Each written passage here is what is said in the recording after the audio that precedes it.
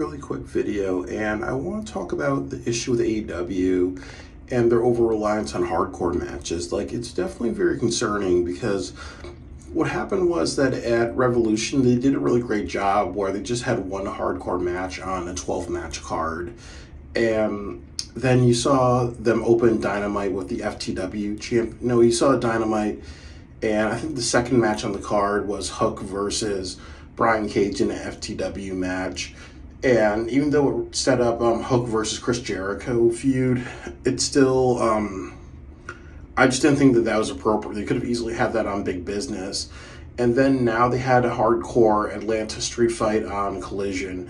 And there's a couple of things that I will say about this. That first of all, I do not mind them having a hardcore match on Collision, once in a while, just because obviously they're in the Atlanta area. And then the other thing too is that also Collision does struggle with the rating. So if they have something that's really appealing, I do not mind just them doing that. But definitely they could have just moved the Hook match to they could have moved the Hook match, obviously, until AEW Big Business. So, save for the special shows, or definitely create a gap in time between, a pay-per-view where you did it really big. But I do think that the other issue is AEW over-relying on hardcore matches? And I would say absolutely yes. And the big problem with hardcore matches is that they do similar spots that I was not able to watch Collision tonight because I have to work. But there was a spot, there are photographs of Mark Briscoe going through a burning table. Didn't you guys just do that with Nick Wayne and Edge? And didn't you guys also have multiple table spots at Revolution? And then also the other thing too is that you guys have to understand that hardcore matches are good, but you have to have a feud with it. Otherwise, it becomes the same thing as watching a pornographic movie in the sense there's no plot, there's just, eye candy. And that does not make good television. And then the other thing, too, is that there is diminishing return, So that just means, obviously, if you see a burning table spot every single week, it doesn't have the same effect. The other thing too is that I call it the obligatory table spot, which means that no matter what happens in AEW, somebody's going through a table every single week. And the problem with that is, like I've said, it becomes like a Randy Orton and John Cena match. You see it all the time. Why is it special? So, as I said, I do think that with AEW that they really have to just, save hardcore matches for really big shows. You can just do it maybe every maybe like once a month on Collision, but on Dynamite you should just rarely do that from now on. Or even, as I said, if I was running Dynamite, I would say that nobody's allowed to do a table spot or announced table spot because it's been overdone, really. But also, as OTRS Central and other people have said, that with when you look at Mick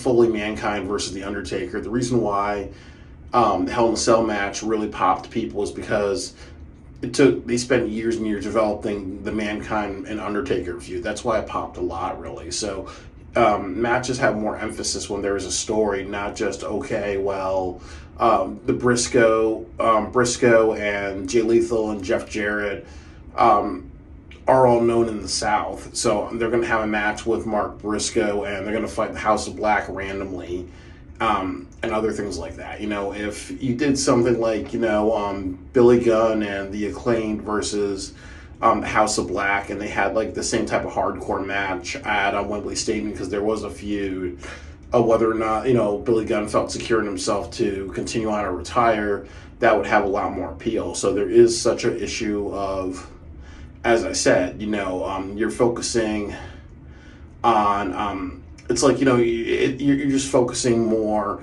on the pornography, not really on the story, so it does become bad. And then the other issue, too, is that obviously your hardcore match was very controversial with Darby Allin with the glass spot, really. So it does kind of say, okay, what happens when you do a burning table spot and if somebody accidentally, one of the fans get injured, or what would happen when the wrestlers get injured? And then people are gonna be like, oh my god, it's AEW. That's just what they do. They just, um, they're more about shock value, and somebody's eventually gonna get hurt, really. And then, okay, they over rely on hardcore matches because they don't know how to tell a story. They don't know how to be compelling. They don't know how to just have an idea and say maybe we shouldn't execute it this way. We should execute it in a couple of weeks, or because there's so many people on the roster and there's so many different shows and there's so many different pay-per-views, like you have Big Business, Supercard of Honor, and Dynasty and Double or Nothing coming up within like